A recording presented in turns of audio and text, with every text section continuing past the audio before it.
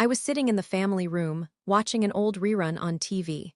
The kind of show you don't really watch, you just let it play so the house doesn't feel empty. My tea had gone cold, but I kept sipping it anyway. Then I heard footsteps behind me. Turn that off.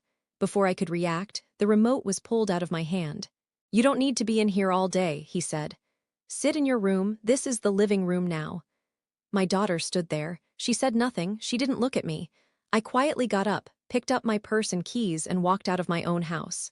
The next morning, a man in a suit rang the doorbell.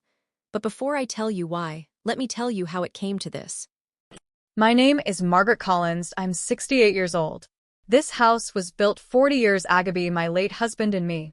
Every wall, every window, every creaking step on the stairs. We paid for it, we planned it, we lived our life in it. After my husband passed away, this house became my anchor. It held my grief. It held my healing. Then my daughter Emily got married. Her husband Jason had big ideas and very few responsibilities. Just for few months, Mom, Emily said. Those few months turned into 4 years. At first, it was small things. Can you keep the TV lower? Mom, Jason's on a call. Don't sit there, that's a spot. Slowly, I started wearing headphones in my own living room. I stopped cooking what I liked. Did I stop sitting where I wanted? And, the worst part? My daughter stopped defending me. She would look at me, then look away, like I was part of the furniture. That night, Jason said, "Go back to your room, you're just in the way." It wasn't anger that hit me. It was clarity. I had worked 32 years in a county records office. Deeds, titles, property law. And one thing I knew for sure. What's written on paper matters more than what people assume. I went into my bedroom, opened the old filing drawer. There it was. A property deed, tax records, utility bills. All in one name.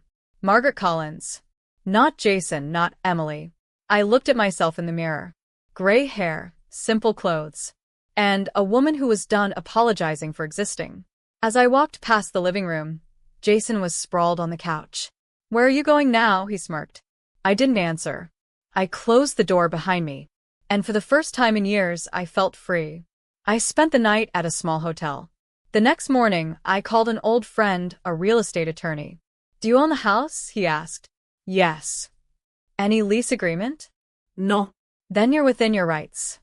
The very next day, a professional process server knocked on my front door. Jason's voice echoed through the house. That same afternoon, I made a few calls.